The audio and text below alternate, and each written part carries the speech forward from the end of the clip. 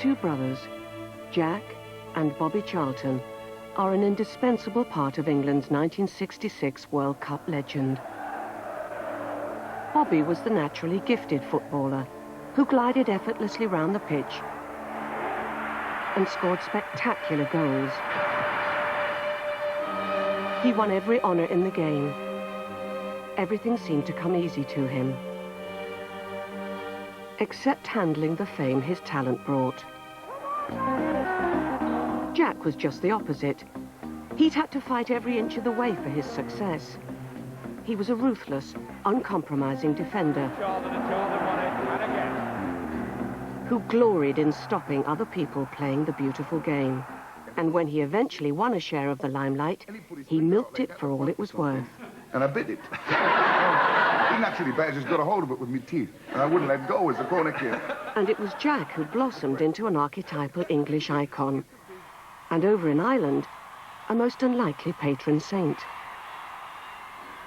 Despite their shared roots and mutual passion for the game, the nation's most famous sporting brothers were destined to grow apart. Few would have predicted how far.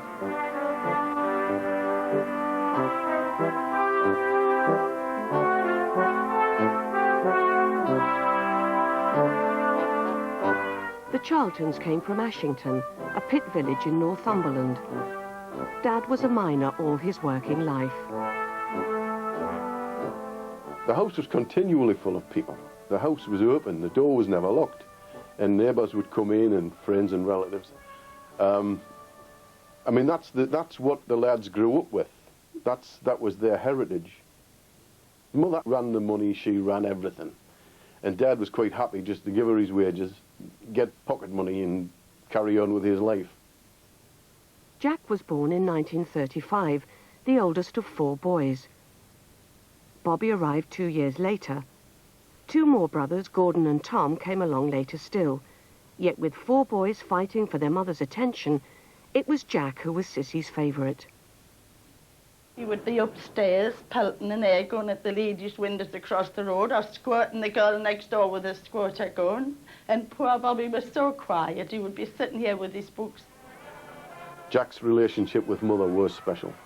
He really was the apple of Mother's eye. I mean, I would have liked to think that as the youngest son, I would have been the apple of her eye, but I wasn't. Jack was. But no apron strings stopped Jack escaping whenever he could into the countryside. Bird nesting, snaring rabbits, or night fishing off a beach at New Biggin. Sometimes Bobby came in tow, but he was no fisherman. He's a terrible fisherman. He said, would you put me a worm on? And he ate chicken, he was. And he once caught a fish, the only fish I ever saw him catch. And he bent over and he had hold of the line. And he picked a nice trout, it was about a pound, and he picked it out of the water again. He said, look at that. And it dropped off. And he was shouting at me, but it counts, doesn't it? And I said, no. The Charlton family weren't particular footballers, but the Milburn family were. That's my mother's side. From a slide rule Finney pass, Jack Milburn makes it 2-0.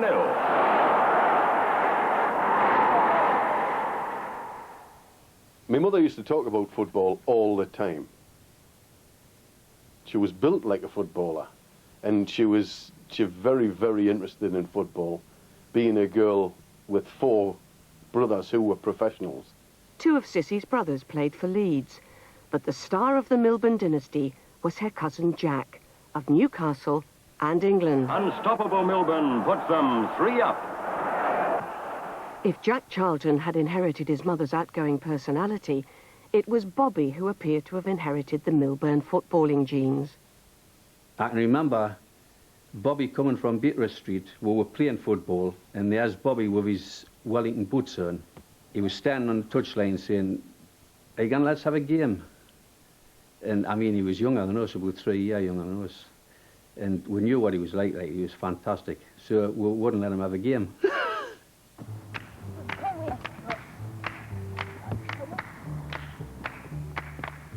In 1953, Bobby won a place as an England schoolboy, and it was just a matter of time before the big clubs found their way to Ashington. There were queues of people, literally queues of people standing with cameras and notepads, and people saying that they were from Manchester and Burnley and goodness knows where. And I'm thinking, well, I know what Bob's going, he's going to go to Manchester United.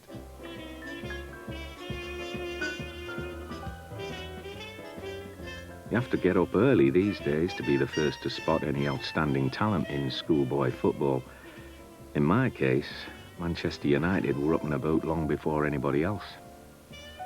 We were joining what was talked about even then as the Hollywood of football. They were known as the Busby Babes. In drab post-war England, Matt Busby's babes were pin-up material. And Bobby blossomed in the limelight. Bob was very much a fun-loving lad, and he'd terrify us kids, my elder brother and me, Gordon. We'd be in bed, and Bob would be at the bottom of the stairs here. "I'm coming to get you," and he would thump on the stairs, and we'd be terrified. And he'd have a great laugh, and he'd bring his mates, and his mates were good lads. David Pegg and Eddie Coleman used to come with him. They loved to come up to Ashington and take part in this daft family, the Charltons.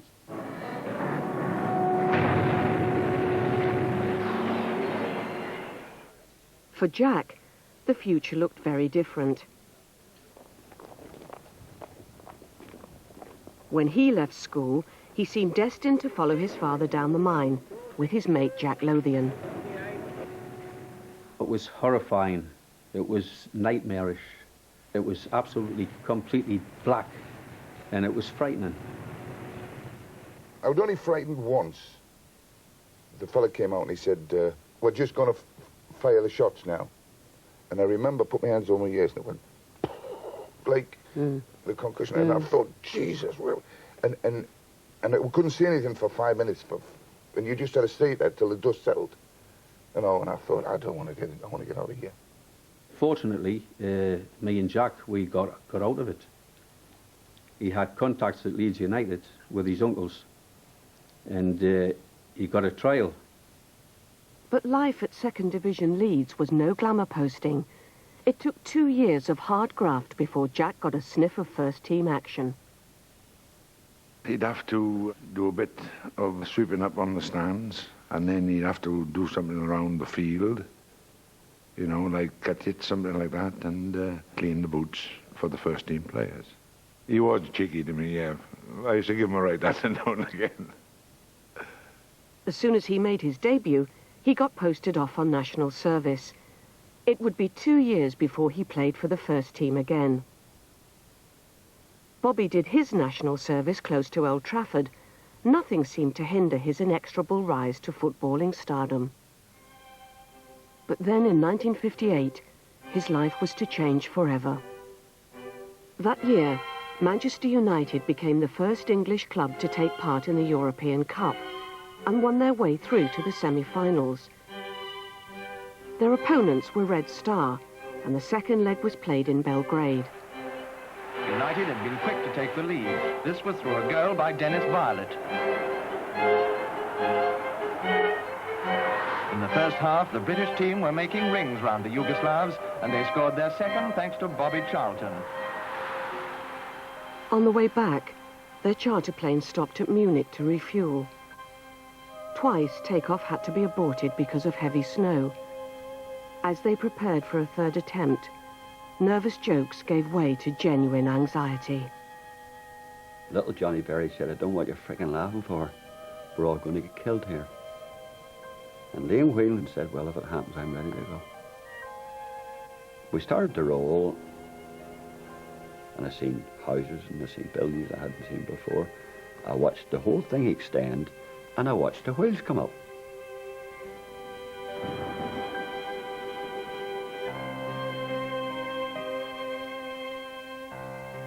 Daylight, darkness, no human noise of any kind. And the plane had broken completely and totally on the wings. And lying half in and half out of the wreckage was Dennis Violet and Bobby Charlton. Living or dead, I didn't know. I thought they were dead. Here is the news. So far, we know there are 23 survivors after Manchester United's air crash at Munich this afternoon. The aircraft was a twin-engined Elizabethan on charter. The first thing I remember was Arthur Crowther, who was the secretary at Leeds, coming in through the door, and he looked across, and he didn't look at me, he just looked at in general, and he said, the Manchester United plane's crashed. And everybody sort of looked at each other, and nobody took any notice of me, and I just stood there, and I didn't know where to look. Well, I came home from school at around 4 with my mates. We got into the house, and the house was full of people. And then about tea time it was when Ted Coburn, who has the post office up there, he came around and it was as white as a ghost, and I just said to him, "It's Bobby, isn't it?"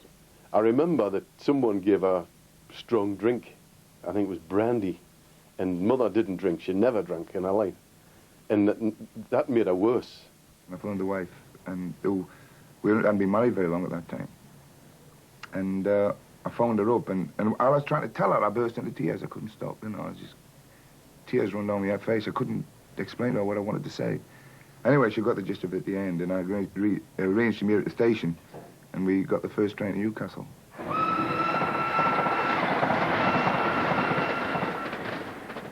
We've gone into Newcastle, and we've got a taxi to the Haymarket. And there was a fellow stood with a pile of papers. And I don't know how far I was away from the fellow, but I looked at the papers, and I could see it from miles away. And all I could see was, among the survivors, Bobby Charlton and Harry Gregg. And we did a little dance in the middle of the Haymarket. You know, he's all right anyway, you know. I'd like to say a few words to my mother. I hope she's okay. Yes. And taking it well. Look at her while you're doing it. She hasn't been down to see me, you know, but it's a bit a long way and I'm all right. I know. If I'd have been a bit worse off, like some of the others.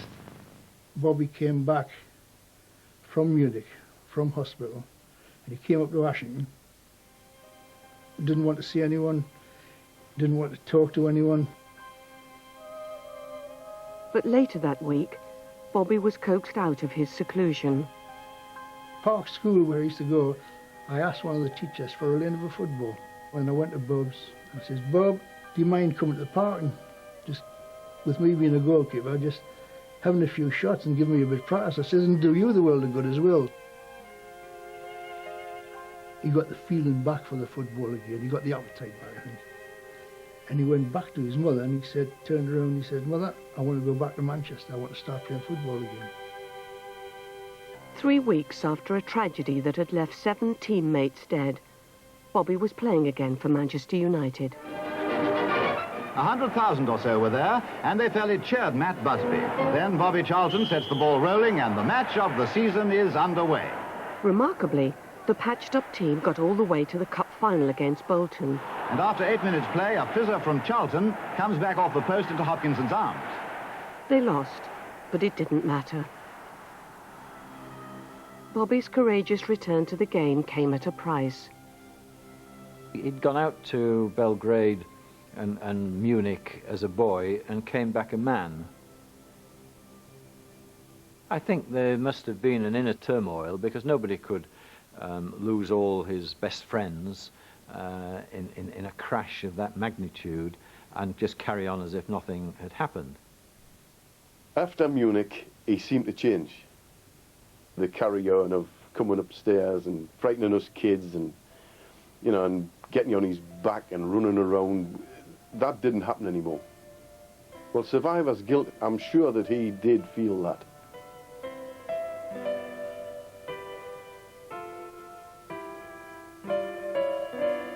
Robert was never the same lad to me after Munich. How it affected him, how it coloured his thinking, I don't know. But I saw a big change in our kid from that day on. He stopped smiling, a trait which continues to this day.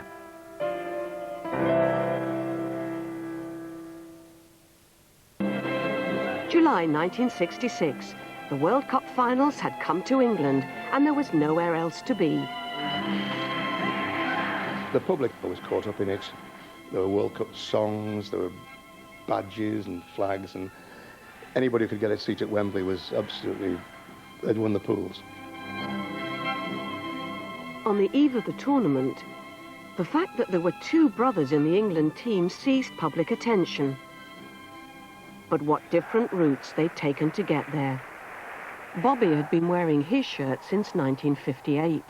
I was captain of Scotland at Hampden Park, and Bobby made his debut. This was about 1958, and England beat us that day. Bobby scored an absolutely fantastic goal, a volley, nearly took the head off the goalkeeper with the shot, and that was his debut. By 1966, he was at the height of his powers.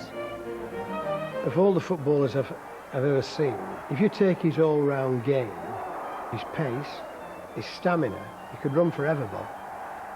He had power shooting, left foot and right, and he could dribble. Now you put that together, you've got a pretty good footballer. In the second game of the tournament, Bobby ignited England's World Cup ambitions with a stunning solo goal against Mexico. That first goal he got against Mexico, I'll never forget it, from about 30 yards. And that really turned the spirits a little bit. As ever, while Bobby had soared, Jack had clawed his way to the top. Leeds had toppled out of the First Division in 1960, and life in Division 2 was grim. To make matters worse for Jack, a fellow player, Don Revie, was made manager. Jack was the only one that never called him boss, or used to call him Reevy, or Mr. Reevy. When Don came into the dressing room at half-time, he was not best pleased. He pointed at me and said I should have picked up the centre-forward on the edge of the 18-yard box. I had a teacup in my hand and threw it against a wall. It missed Don by about a foot and smashed to pieces. When he was dropped from the first team, Jack put in for a transfer, but Revie had other plans. I called him in the office and said, I feel that you've got enough ability, if you put your mind to it, to be an FA coach and go on to play for England. And I'll never forget, he laughed all over his face and said, oh yeah, that'll be the day. Jack knuckled down and became a linchpin of the Revie game plan that would ultimately make Leeds a force to be reckoned with. Big Jack owes a big debt to Don Revie, because the big man was probably about 27, 28-year-old, not going very far with his career. And then Don Revie came in, and then the rest is history after that. Once Jack was satisfied that someone was worth listening to, he'd listen. And once Jack started to listen, then you start to see things happen. Now, there aren't so many people in the world that could impress Jack, and Don Revie did impress him. The call from England came in 1965. No one was more surprised than Jack himself. I went straight round to the Man United dressing room and said, hey, I've been selected to play for England. I'm smiling all over my face, and there's all the Manchester United team sitting round looking miserable. There was a bit of a pause, and then Bobby went, oh, yeah, well, congratulations. Great. He tells a wonderful story about he's talking to Alf Ramsey, and he said to Alf, you know, look Alf, I'm 30 years old. Why are you picking me now? I'm so old. And Alf thought, well, Jack, I don't always pick the best players. And I think Jack was lost for words on that, but he took it in good part. It had been a long slog. Jack had finally caught up with his brother, just in time for the greatest moment in English footballing history. England won through to the semi-finals against Portugal. Although both his sons were playing, Bob Charlton Sr. worked his usual shift at the Ashington pit. Dad was a true worker, and he was a true miner. And he was down the pit even though his sons were playing for England. He missed the Portugal game, but as soon as this was publicised, the BBC screened a repeat specially for Bob. David Coleman come on, and he says, we're showing this special film for Mr. Charlton as he is down the mine, 2 mile underground, and we're getting him out of the pit for to see this film that he was unfortunately he missed. After 31 minutes, Pereira only half cleared. The ball went to Bobby Charlton, and Bobby Charlton's there with England's first. Jeff Hurst keeps possession, and Bobby Charlton's right there. Bobby's goals had got England to the final. This time, Mum and Dad came to share the occasion. Dad went to the final, but I didn't. My dad didn't like limelight. I think Mother did. It's fair to say that. She quite enjoyed it. There's nothing wrong with that. But Dad was a bit like me. He wanted not to be seen to be a hanger-on. You have to remember, it was only 20 years after the war as well. A lot of people were so desperate for us to win. It was this amazing occasion that was coming to us. And it happened, and it was an amazing match.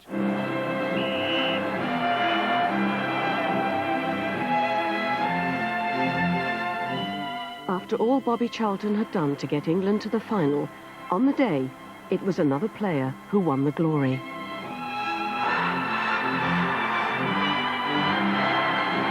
Ball passes to Hurst, and he scores England's third. Bobby was stalemated by another football great. Bobby's told me that Franz Beckenbauer had been told to mark Bobby Charlton all the time. Bobby Charlton had been told to mark Franz Beckenbauer. And so, as Bobby said, they trotted round for 90 minutes, as it were, not getting very much involved in the play, keeping an eye on each other. Then with the crowd calling for time and the final whistle only seconds away, England get the ball upfield and Hurst goes through on his own.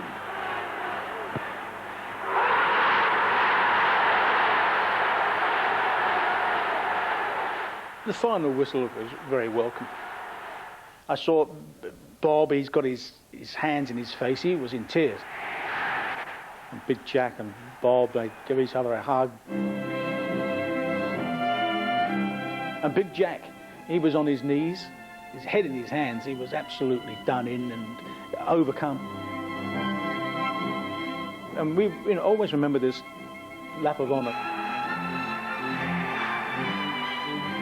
The crowd were absolutely beside themselves. The colour, the noise and the movement in the crowd was extraordinary.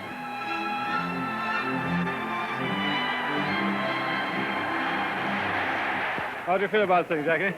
Bobby, I'm sorry. You don't have to ask me, really, dear. What do you think of the game itself? Very, very hard and tough.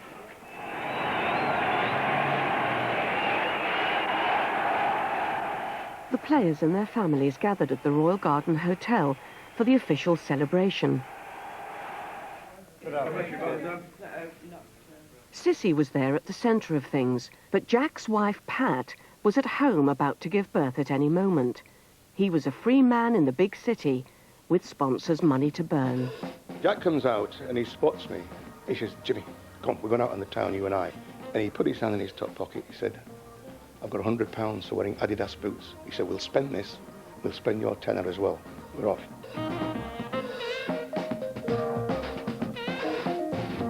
And we went to the Astor Club, which at the time was popular with London footballers. We walk in and everybody stands up and applauds, and because it's England's World Cup hero. So we sit at a table and we'd hardly touch the seats when there's bottles of champagne and whiskey and all sorts of things flying over. We had a great night, various people coming across to talk to us. Next morning, back to the Royal Garden Hotel, where there were a group of news reporters saying, Jack, any news of the baby? Because what a great story if the baby arrives when the day England's won the World Cup. So Jack said, no, nothing's happened yet. He hadn't got a clue whether it had or not. And then Sir Ralph Ramsey came marching across the floor. Jack, where have you been? We're due for a photo shoot. Where have you been? We're worried to death about you. He said, Alf, fear not. He put his hand in his pocket and he pulled out a card which said on it, if found, please return this body to room 456 Royal Garden Hotel, Kensington. While Bobby Charlton's footballing prowess had propelled him into the spotlight for the best part of a decade, he never looked happy there. But when the media glare finally settled on Jack, he was to flourish in it, eventually almost eclipsing his kid brother.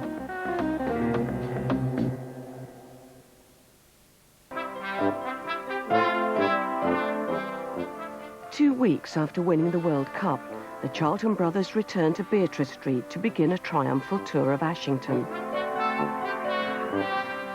Happy to be the working-class hero, Jack lapped up the acclaim, which Bobby merely endured. Jack has always been extrovert. Jack's always been very confident and quite free and easy with people.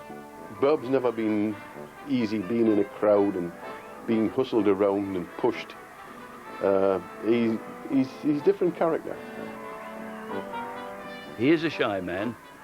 He is very reserved. He still is shy, but he's less shy than he was. While he was up in Ashington, Jack splashed out his World Cup winner's bonus on a new house for his mum and dad. They named it Jules Rimet after the trophy he'd just won. I was delighted for mum and dad, and I lived with them for about a year. I actually made the name Jules Rimet on a piece of wood outside the door, and I got that made at the pit. Not supposed to say that. Jack, it seemed, was a more family-orientated man in the sense that he looked after his mother and also his brothers. He was the one who kind of encouraged the family to bind as a unit. Jack had married a down-to-earth Yorkshire lass who was happy in the bosom of the Charlton clan. Their wedding in 1958 was a proper family affair. Tom was impressed. I went to Jack's wedding. I was very young. I remember thinking that Pat was absolutely gorgeous. And that was one of my lasting memories. I think I discovered that if you drank from the glass, the waiter came and filled it up. And I was given a glass of wine. Even at that age, I like to drink, yeah. Jack, Pat and their 3 kids came up to Ashington often, and Pat was at home there. In some ways, the wives are different. Pat is very much like Jack. This is what you get is what you see. Norma has tried to give Bobby more of the social graces. Bobby had married Norma, a former model, in 1961. They had 2 daughters and enjoyed a life of quiet middle-class respectability in Bobby's adopted hometown, Manchester. Bobby Charlton and Jack Charlton are 2 different types altogether. Nothing pleases Jack more than a pie and a pint in the pub with the lads. Bobby would be, what should I say, the more elegant type. He would maybe go to a restaurant. Bobby would be happier than the Savoy Hotel having a meal.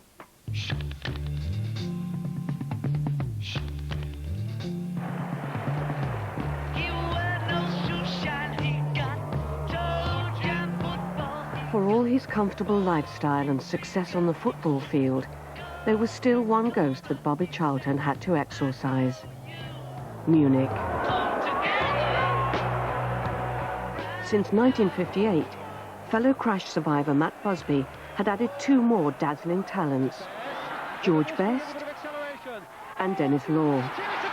Here's clear to Law, and it's there! Number 3 by Law.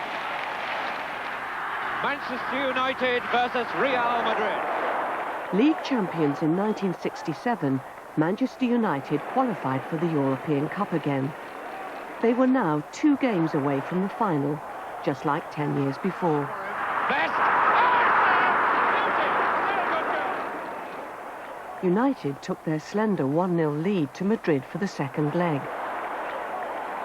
In the first half, Real were rampant.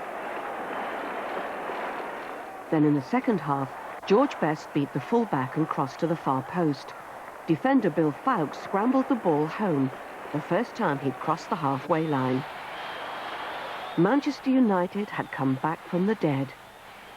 They were in the final against Portuguese giants Benfica. It became a crusade for Matt to win the European Cup. It was 10 years on from Munich. All the sort of things that you'd not allowed yourself to think about, how great it would be for the club to win, become the first English side, you know, to win the European Cup. In memory of Munich, Busby made Bobby captain for the night. Benfica in white kick off into the second half. No score in the first, no sign yet which way the pendulum would swing. It had become more than a football match. It had become a dedication, I think, to the players, their teammates who'd been killed at Munich, And also, of course, they were playing for Matt Busby because they knew how much it meant to him. And now England's record-breaking scorer, Bobby Charlton, is to break the stalemate. A high pass from Sadler, and Bobby's head snicks it home. But there's still another, and it's number 2 for Bobby Charlton. Manchester United had become the first English team to win the European Cup, but Bobby was so emotionally exhausted, he found it impossible to join in the celebrations. And when they had their party afterwards, Bobby attempted to come down, but he never made it. Bobby's celebration of that European triumph was staying in his bedroom at the hotel while the party went on downstairs. That's the kind of man he was. Leeds press in again. Over at Leeds, Jack was at last getting a taste of the glory that Manchester United had enjoyed for so long. That same year, Leeds beat Manchester United 1-0 at Elland Road and went on to clinch the championship in 1969. Jack was the linchpin of the side. He was like a policeman on duty. We all used to run round him, and the big man used to be stood there in the middle, waving his arms around, telling us what to do. Jack used to bowl you out every game. I mean, that was nothing new for Jack to bowl you out. Jack would always go into people. That was part of his make-up. Oh, and on the blind side of Cooper without seeing it. And Jack Charlton is giving his defence a fair bit of stick there. With Jack at its heart, the Leeds team were a tough, at times brutal outfit. While Man United were widely loved, Leeds were almost universally loathed. Well, we weren't well liked, that's for sure. We probably bent the rules a little bit and got stuck in a bit more than we probably should have done. Well, you touched one of us, and you touched us all.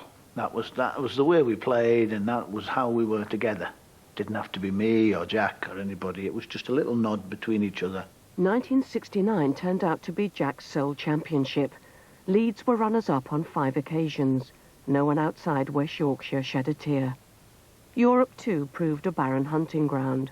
We never won the European Cup. I mean, it was a great achievement. Manchester United won the European Cup in '68. We probably should have won it. I think that was a big disappointment.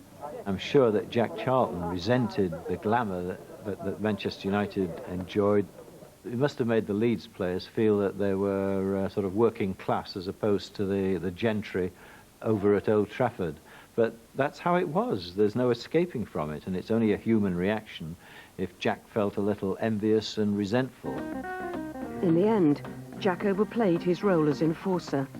In 1970, he revealed his own systematic approach to revenge and retribution. There are 2 or 3 knocking about who have done it to me, and I will make them suffer before I pack this game in. Well, we can't mention names, but I've got a little book with 2 names in it, you know, and if I get a chance to do them, I will. I remember thinking, sitting in the audience, that maybe you shouldn't have said that. That might not have been a really clever thing to say.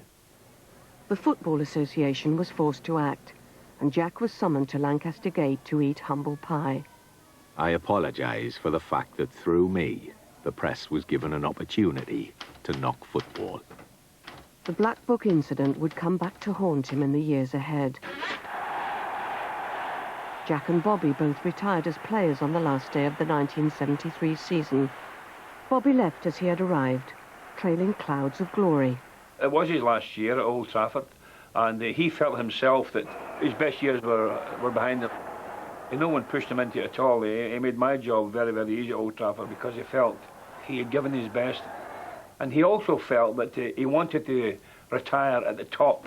But Jack, despite playing till 37, was still hungry for success. It was only now, off the field, that he'd finally be able to step out from his kid brother's shadow.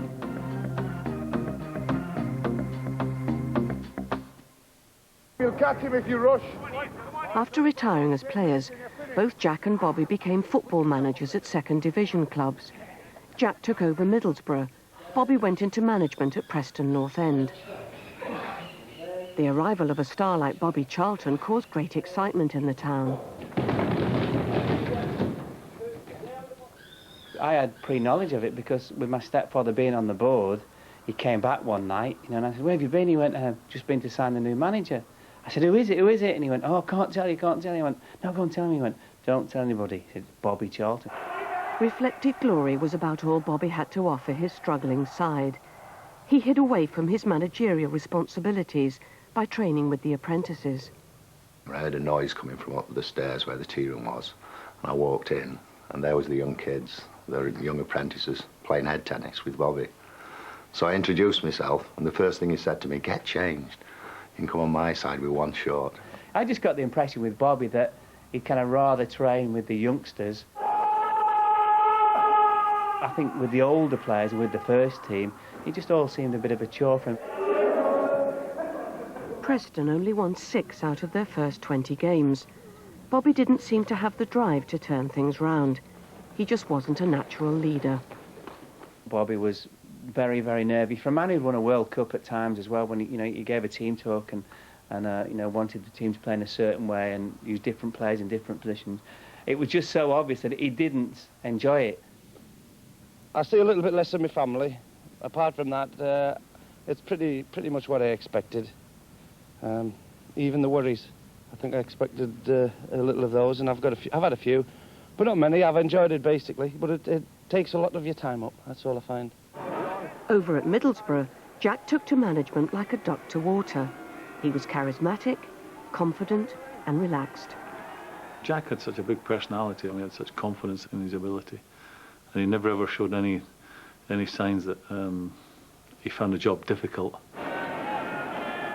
Jack would turn up on a Saturday at 2:30, speak for 2 or 3 minutes, and we'd go out and win the game. He didn't put a lot of hours into the job, but it worked. And if it works, that's all that matters. Get the drop on the enemy news. With Jack and Bobby vying in the same league, the possibility of a family derby excited the media, and Jack welcomed the cameras in with open arms. Really, it's Middlesbrough versus Preston. It's not Bobby versus Jack. We'll be sat on about 10 yards away from each other, looking along each other and grimacing and pulling faces and going, oh dear, you know. I hope that it'll be a lot easier for me to motivate the players this weekend than normal. But it wasn't. When the two teams played that weekend, Middlesbrough won at a canter, 4-2. Preston were relegated to the 3rd division. The board at Preston had so little confidence in Bobby, they tried to sell John Bird behind his back the next season. He said, "You're staying at this club. You're my club skipper." And he said, "I know I'm probably blocking you going higher up." He says, "But we are going to build a team here. We are going to get back up there." And he said, "If they do sell you, I'm resigning." And they were the exact words he said. The board refused to back down, and Bobby resigned. It was an opportunity for him to say, look, thanks for giving me the opportunity of being a manager, but no, I want to walk away from it and do something else in my life. A great day at Ayresome Park. The Middlesbrough team take the field as 2nd Division champions. Middlesbrough, in contrast, won promotion to the 1st Division. It had been a brilliant start to Jack's career as a manager. Jack went on to manage Sheffield Wednesday and Newcastle with equal success. Never tying himself down with a contract, he could pack it in when things weren't going his way. I don't need it. I thought I was wanted here. When I found out I wasn't, I told him when I came, the day you don't want me, tell me and I'll leave. And I did. In any case, he always seemed to have other things he could be getting on with. He could be relaxed about working because he'd always had the knack of making money. I've always been a good earner. Since I was that high, if you asked me, Mother should tell you. I'd chop sticks. I would pinch people's cabbages and sell them round the front door. But there was one job Jack did think it was worth applying for: England manager. As a distinguished former international and successful club manager, he should at least have been a contender. But the Black Book incident cost him dear. Not only did he not get it, he didn't even get a reply. And the hurt of that, I think, stayed with him for years and years. You could read in his face that it was hurtful. It was hurtful that he hadn't had a reply and that he hadn't been treated the way he was expecting to be treated and that he deserved and really should have been treated. But the Irish FA, with a far less glorious football tradition than England, were prepared to take a risk on Jack as a manager. And I got friendly with somebody on the Irish FA and said, we're going to give the job to Jack. Do you know where he is? And I said, yes, I'll find him for you. So I rung up Jack and I said to him, congratulations, if you want it. He said, what do you mean? I said, you've got the Irish job. He strolled into the job in his usual relaxed style. He inherited a shambles, a tactical and organisational and disciplinary shambles. So he projected an image of authority, which was welcome.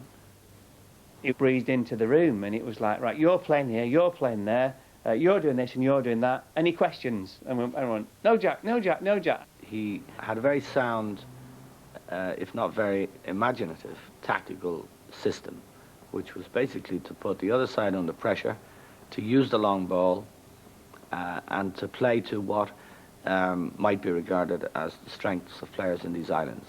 David O'Leary, a defender like Jack himself, only much more skillful, didn't fit in with his plans. Jack didn't like footballing centre halves. He didn't like people fanning around at the back with the ball because they might lose it, give a goal away. So David wasn't his style of player. Jack dropped O'Leary, only to recall him to the team for a friendly tournament to cover for injured players. David said, I've booked my family holiday, I'm not prepared to do it for a friendly tournament. And Jack said, okay, and that's you finished. He was totally out of order, banning me for 3 years, you know, and he knows that. But he's that stubborn and pig-headed he wouldn't admit it. But the bottom line is, you know, what he'd done wasn't right, and most of Ireland knew it. He has a bully's attitude to life, and he doesn't like being crossed. And if you crossed him, then it was a problem. But Jack was pragmatic enough to bring O'Leary back when he needed him for the World Cup finals in Italy in 1990, the first time Ireland had ever qualified. One thing I would say about him, he did bring me back, and we had a great World Cup. The World Cup was a chance for Jack to show the English football establishment, including brother Bobby, what they'd missed. England's first match in the tournament was against Ireland. The phone rang as I sat in my hotel bedroom in Sardinia just 24 hours before we opened our 1990 World Cup programme against England. It was our kid. What are you ringing for, I asked. My reaction seemed to surprise him as much as his call had surprised me. It showed how distant the two of us had become. Well, the moment seems to have been a long time coming. The Republic of Ireland in the green shirts, playing from right to left. Jack, in spite of being an Englishman, would want the Republic to win and nothing else, and would enjoy that to the full. And it was just a bit of a battle between all these large bouts of aggression. We tried to play a bit of football in between, which wasn't easy. And it wasn't the greatest of games. It wasn't a great game of football. England scored first. They got the goal, and you know it was a mistake really on their part. Gary Lineker finished it, and it was 1-0. And then Packy, the goalkeeper, got a ball, and just the long ball, as they used to say, we played with. Kevin Sheedy got control of the ball, and he struck a beautiful left-footed shot right into the corner, and that was the equaliser. It finished as a draw. Republic are back in it at 1-1. Having tweaked the nose of the English, Jack's team set about qualifying for the quarter-finals for the first time in their history. In the end, it all came down to penalties against Romania.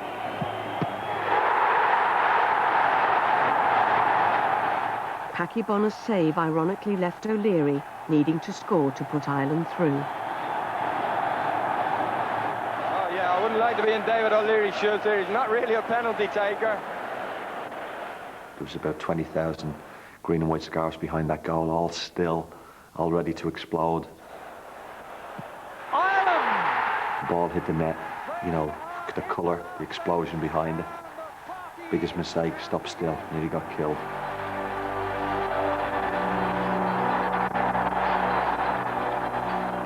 Ireland lost to host nation Italy in the quarter-finals, but just to have got that far was a fantastic achievement. The Irish had a new patron saint, and Jack had nothing left to prove.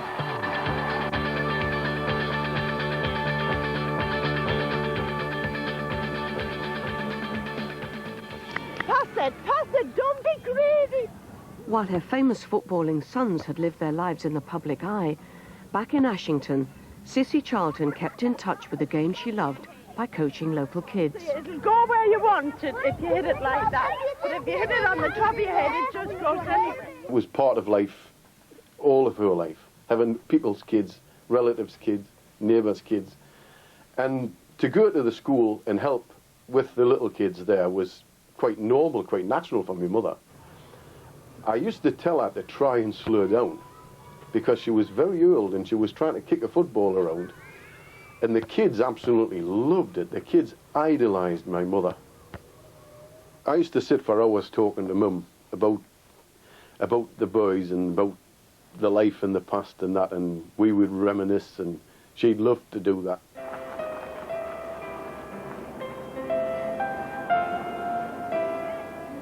And the resurrection to eternal life. In 1996, Sissy Charlton died.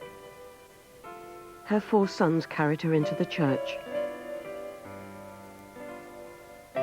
6 months later, Jack published his autobiography in which he criticised his brother Bobby's behaviour. For 6 or 7 years before she died, my mother saw little, if anything, of our Robert. She desperately wanted him to go and see her, but he never did. Bobby Charlton was tremendously, and still is to this day, upset with the remarks made by Jack Charlton, who I think was completely out of order in making such remarks. What Jack wanted to say was what Jack wanted to say. It wasn't what I wanted to say. I think I would have preferred if it hadn't happened, if it hadn't been the way it was in the book, probably said it the way it was. I would have probably liked it to have been different to that, but it wasn't. It's a fact. Jack can't forgive Bobby for staying away. And Bobby can't forgive Jack for letting it all out into the open. They're brothers. You know, it's up to them. I'd like to say to them, hey, come on, lads, shake hands, kiss and make up. What the hell, you know, we're grown people. Why are you like this? But there is a rift between them, and it's just sad to see.